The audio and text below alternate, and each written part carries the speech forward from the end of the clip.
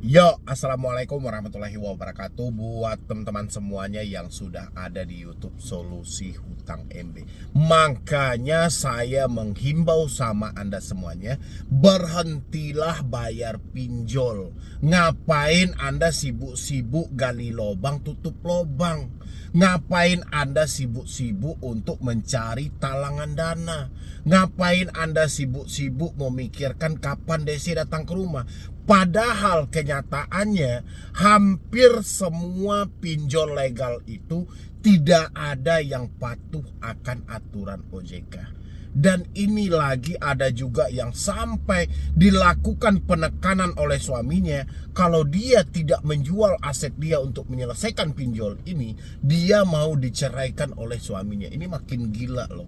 Ya, saya mau bacakan buat teman-teman semuanya beberapa pertanyaan yang masuk di Instagram, dan ada yang aneh-aneh dan unik, dan ada juga yang mau meminjam uang dari teman dia sendiri untuk menyelesaikan hutang pinjol dia, tapi itu tidak diselesaikan semuanya. Misalnya ada 5 aplikasi, dia mau bayar 3 aja, yang 2 aja enggak gitu loh. Ini mau ngapain gitu loh ya. Tapi sebelumnya silahkan yang baru bergabung untuk disupport dulu channel ini, didukung dulu channel ini. Mudah-mudahan supportan yang Anda berikan untuk channel ini itu selalu menjadi berkah dan channel ini makin berkembang. Pastinya video-video saya ini mampu menjangkau lebih banyak lagi orang di luar sana yang mengalami telat bayar atau tidak mampu bayar di pinjol, tapi masih dihantui dengan ketakutan, masih dihantui dengan kecemasan. Itulah tujuannya supportan dan dukungan dari teman-teman semuanya. Dan yang mau bergabung di grup WhatsApp juga boleh, silahkan klik tombol gabung yang ada di bawah nama channel, atau Anda yang ingin konsultasi langsung juga boleh.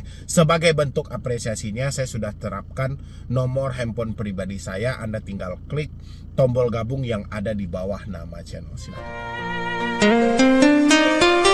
Pinjol itu tidak layak untuk Anda bayar lagi. Tapi entah kenapa teman-teman itu selalu memikirkan, Bang datang gak sih? Bang ini gak sih? Padahal Anda tahu gak sih, mau dia berstatus legal, mau berstatus resmi, yang namanya ancaman tetap aja. Ini ada salah satu curhatan dari follower saya juga, yang mana dia menyampaikan dia hanya meminjam satu-satunya di Kredit Pintar. Ya, di Kredit Pintar satu-satunya dia cuma meminjam di Kredit Pintar, dan telat bayar ya karena keuangan dia. Tapi yang sangat disayangkan ya, kalau memang Kredit Pintar ini mau menjatuhkan orang itu ke BI checking, ataupun mau dikunjungi, ataupun mau dijatuhkan ke One Prestasi, nggak ada masalah. Tapi dengan munculnya email-email spam, ini sangat luar biasa. Yang mana di sini emailnya tidak layak sama sekali untuk kayak mana ya?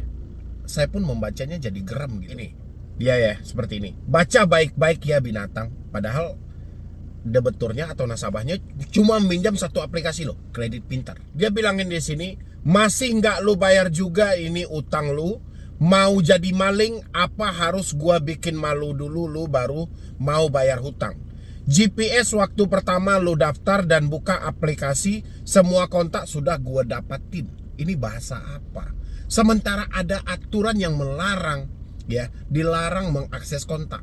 Pinjol cuman boleh mengakses kamera, mikrofon, dan lokasi. Sekarang dia bilangin, GPS waktu pertama lu daftar, buka aplikasi, semua kontak sudah gue dapatin. Berarti ketika kita mengizinkan akses lokasi, mereka sudah mencuri kontak-kontak yang ada di handphone kita. Ya, berarti ketika kita mengizinkan akses kamera, mereka juga bisa mengakses galeri kita. Ini kayak mana? Makanya saya himbau sama OJK itu, ini larangan yang Anda bentuk, ini sudah benar-benar dipatuhi oleh pinjol legal apa belum? Ya, nyatanya chat-chat yang tidak menyebutkan nama aplikasi ini kan dilakukan oleh pinjol-pinjol legal. Ya, kalau pinjol ilegal ngapain? Dia nggak peduli juga, dia nggak takut sama sekali sama OJK. Dia nggak takut sama siapapun, dia nggak takut kalau pinjol ilegal. Karena yang mampu diblokir itu hanya namanya. Tapi kalau pinjol legal, dia takut sama OJK. Takut nama baik OJK. Kalau seandainya dia menyebutkan nama aplikasi, yang tercoreng itu bukan aplikasinya tapi nama baik OJK. Makanya tidak satupun lagi pinjol legal ketika mencaci maki atau mengancam menyebutkan nama aplikasinya. Ya. Aplikasi semua kontak sudah gue dapatin. 30 menit nggak lu bayar, gue broadcast ke semua kontak lu, gue cetak KTP lu, gue pajang di kantor kelurahan. Jangan main-main lu bayar hutang lu sekarang juga. Semua medsos lu gue viralin, lihat aja. Lu gue bikin rame media sosial lu. Ini kan yang direkrut itu kan cuman bocah-bocah yang tidak ada kapasitas otaknya. Karena memang otak dari debt collector yang seperti ini tidak dibutuhkan oleh pinjol. Yang dibutuhkan itu cuman bacotnya. Hanya saja mereka belum sadar karena beratnya ekonomi mereka. Daripada nganggur mendingan jadi penagih hutang. Ya.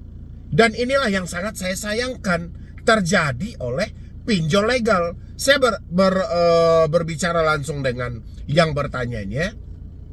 Saya bilangin serius ini dari Kredit Pintar. Iya kak, spam email banyak banget. Ada yang nyebutin nama nggak? Coba saya post ke IG ya. Nggak ada yang nyebutin nama pinjolnya. Terus, tapi saya ada galbay di Kredit Pintar.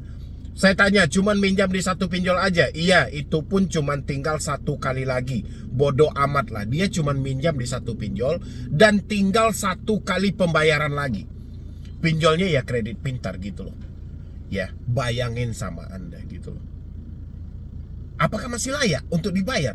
Pinjol legal ini loh. Ya, besar, layak nggak menurut Anda?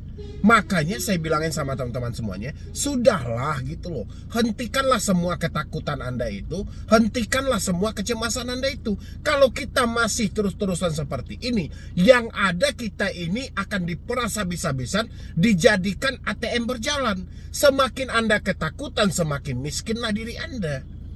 Ya, dan ini lagi juga saya pajang di sebelah saya ini. Selamat sore, saya John dari tim penagih lapangan mau menginfokan saja bahwa nomor Anda dijadikan sebagai kontak darurat di aplikasi kami oleh saudara.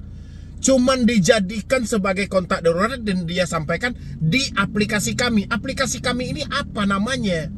Dan herannya orang-orang ketakutan gara-gara hal ini. Sampai dia membangunkan drama buat diri dia sendiri. Dia membangunkan hal-hal untuk menakuti diri dia sendiri. Bayangin sama Anda gitu loh. Jelas-jelas debt collector menagih tidak berani menyebutkan nama aplikasi. Tapi anehnya orang-orang bisa ketakutan. Ya. Padahal debt collector menagih aja itu sudah menunjukkan ketakutan. Tapi orang-orang juga ikut-ikutan ketakutan. Harusnya kan kita sadar, mereka kenapa tidak mau menyebutkan nama aplikasi? Saya mau membayar ini, saya harus bayar kemana kalau aplikasinya tidak ada? Ya kan, dimintalah Anda untuk meraba-raba. Ini kegoblokan DC, jadi teman-teman jangan ikutan goblok juga gitu loh. Ya, disampaikanlah alamat di sini. Tolong sampaikan kepada beliau untuk segera membayar tagihannya dan jangan lari dari tagihan. Tolong sampaikan juga, kami tunggu pembayaran masuk 1 jam dari sekarang. Jika kami cek kembali sistemnya belum ada pembayaran masuk, maka tolong sampaikan kepada beliau untuk sedia di rumah atau tempat beliau bekerja dan siapkan dana lunasnya, siap sesuai di aplikasi karena kami yang akan menjemput dananya sesuai alamat tertera di sistem kami. Karena terima kasih atas waktunya, selamat sore. Padahal tidak menyebutkan nama aplikasi. Anda tahu nggak pertanyaan dari orang yang menerima chat ini apa? Dan dia tanya gini, Assalamualaikum bang, kalau seperti ini gimana? Saya jawab di bawah, gimana apanya? Kan mereka nggak nyebutin nama APK. Enteng jawaban saya. Kenapa saya bilang seperti itu? Karena gini loh, apa yang mesti kita takutkan dengan chatan ini? Ya, debt collector aja yang menunjukkan, yang melakukan penagihan sudah menunjukkan ketakutan mereka. Ya, jadi kalau kita ikut-ikutan takut, terus Anda usahakan uangnya, Anda mau bayar kemana kira-kira? Mereka hanya menyampaikan sesuai di aplikasi. Aplikasi apa? Ya iya kalau Anda hanya meminjam di satu aplikasi. Bagaimana kalau ada 2, ada 3? Sampai si debeturnya bertanya gini, kalau DC benar-benaran datang ke rumah, apa yang harus saya lakukan? Si debeturnya bisa berhalusinasi. Si debeturnya bisa membangun dramanya sendiri. Saya jawab di sini, DC apa? Yang mau datang ke rumah itu DC apa? Aplikasi apa? Mereka tidak menyebutkan sama sekali. Kenapa kita harus menyibukkan diri untuk memikirkan itu? Ya, Apakah ini bagian dari sedia payung sebelum hujan? Ingat sebelum kena, bukan seperti ini konsepnya. Ya kan? Lain hal kalau dia misalnya menyebutkan kami dari aplikasi ini, kami akan berkunjung ke tempat Anda pada hari sekian, mengingat Anda sudah jatuh di One Prestasi. Tapi kalau hanya sebatas begana begini, mereka tidak sebutkan nama aplikasi, hanya mengarahkan ke virtual account, hanya menyampaikan alamat-alamat saja. Ini DC-DC yang tidak bertanggung jawab, yang ketakutan nama mereka diviralkan, dan mereka mencoba melakukan desakan terhadap diri Anda supaya Anda merasa tidak nyaman. Saya nggak mungkin meluruskan soal ini untuk berhalusinasi. Ya kan? Dan lagian kalau DC sudah berani datang ke rumah, ada beberapa hal yang harus mereka lengkapi. Pertama, ID card. Kedua, surat kuasa. Ketiga, sertifikat profesi penagihan. 3 hal ini wajib ada. Setelah ada gimana bang? Baru kita bicarakan apa yang menjadi persoalan. Tapi kalau seperti ini, apa yang mau kita bahas? DC-nya tidak menyebutkan nama aplikasi, kitanya membayangkan. Kalau DC-nya benar datang ke rumah, apa yang harus saya lakukan? Dan coba Anda balik, gimana kalau semua itu tidak terjadi? Apakah Anda hanya ketakutan seperti ini? Seimbangin. Selain Anda menakuti diri Anda, bantu juga pemikiran Anda untuk menyemangati diri Anda sendiri. Sekarang kan Anda mikirkan, kalau DC benaran datang ke rumah, apa yang harus saya lakukan? Kalau misalnya DC ini tidak datang ke rumah, apa yang mau Anda lakukan juga? Coba dibolak-balik. Ya, nggak mungkin Anda hanya berdiam diri sambil menunggu DC datang. Otomatis lakukanlah aktivitas-aktivitas yang positif atau Anda bisa bekerja dengan normal. Abaikanlah semua chat-chat yang seperti ini. Ini hanya mengganggu bagian pemikiran Anda saja supaya membuat Anda tidak nyaman. Dan cobalah kalau memang Anda belum mampu terbuka sama keluarga, carilah momen-momen tertentu, jujur dan terbukalah sama keluarga. Ini si Flower ini dia malah nanyain dari aku laku. Oke, dia kirimin lagi satu chat nih. Saudara, saya kolektor lapangan, mau dibayar secara online atau pakai cara kami. Bayar di rumah atau di tempat kerja, jangan pernah Anda menyepelekan tagihan Anda. Konfirmasi alamat masih sesuai yang ada di aplikasi. Terus mana yang nama aku lakunya? Oke, ini yang tadi. Total tagihan Rp620.300. Kami harap siapkan dananya jika ingin bayar di tempat wajib lunas. Karena kami tidak mau tunggu lama, perlu kami bantu koordinasi dengan RT atau RW Anda agar mengantarkan kami ke tempat tinggal Anda. Untuk menghindari hal-hal yang tidak diinginkan, dana mau dijemput ke tempat kerja atau alamat sesuai KTP, silahkan konfirmasi secepatnya. Jika Anda sungkan bertemu kami beri waktu sampai jam 5 sore ini untuk membayarkan tagihan Anda dan kirimkan bukti pembayaran agar kami tidak perlu ke lokasi Anda. Kan sudah jelas. Ya. Dia sebenarnya meminta Anda untuk membayar di jam 5 sore. Sekarang pertanyaannya adalah, kita ini tidak ada uang. Bukan tidak mau bayar. Debt collectornya sengaja membikinkan gimmick seperti itu, sengaja membikinkan skenario itu supaya Anda merasa tidak nyaman, seolah-olah mereka sudah datang ke rumah. Padahal tidak satu kalimat pun mereka menyebutkan kami dari aplikasi ini. Ya, udahlah, jangan baper-baper, karena memang real semua yang Anda takutkan itu hasil kebimbangan dalam pemikiran Anda yang tidak mampu memaksimalkan pemikiran Anda untuk membangun hal-hal positif dalam diri Anda. Kendalikan aja pikiran Anda. Insya Allah Anda galbay di pinjol manapun, saya jamin 100% aman. Ini ada lagi yang bertanya sama saya, siang bang, dipinjam yuk, nagihnya neror dari kemarin padahal jatuh tempo hari ini. Oke, saya lihat dulu. Surat lapangan akan dikirim ke Korwil. Enggak juga menyebutkan nama aplikasi. Coba teman-teman lihat di sini. Kenapa sih orang-orang ketakutan? Padahal nggak nyebutin nama aplikasi sama sekali loh.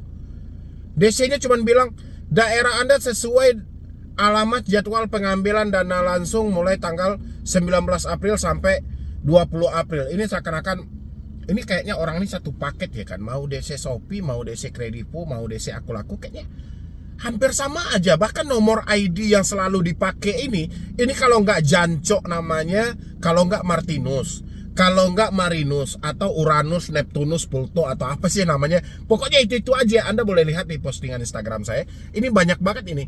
Ini ID kolektor yang mereka bikin-bikin ini kalau nggak salah entah Jancuk, entah Marinus, entah Martinus. Ya. Jadi heran gitu loh.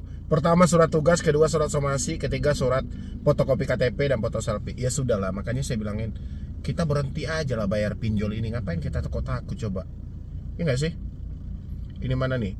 Aplikasi pinjam yuk, kenapa masih belum dibayarkan? Belum ada uangnya. Oke, jawaban bagus. Terus tagihannya sudah jatuh tempo, kenapa masih belum ada uangnya?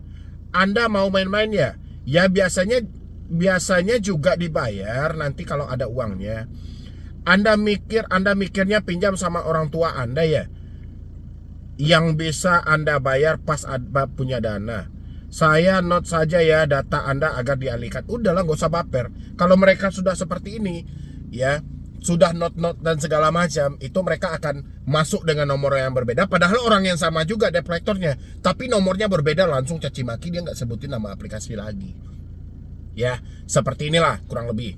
Mau kabur kemana? Dokumen data-data Anda sudah lengkap, bahkan foto dan sosmed Anda tertera di sini. Bayarkan tagihan Anda pada aplikasi sekarang, Tapi nggak nyebutin nama aplikasinya apa sih? Dia cuma bilangin pada aplikasi sekarang. Ya aplikasi apa gitu loh, ya kan? Sampai kapanpun hidup Anda nggak bakalan tenang jika penagihan ini tidak membuat Anda membayar. Setidaknya Anda akan malu dan tercatat di BI Checking sebagai nasabah bermasalah. Ya abaikan aja lah, ya kan? Ya itulah saya bilangin, nggak ada satu pinjol legal pun yang layak untuk kita bayar.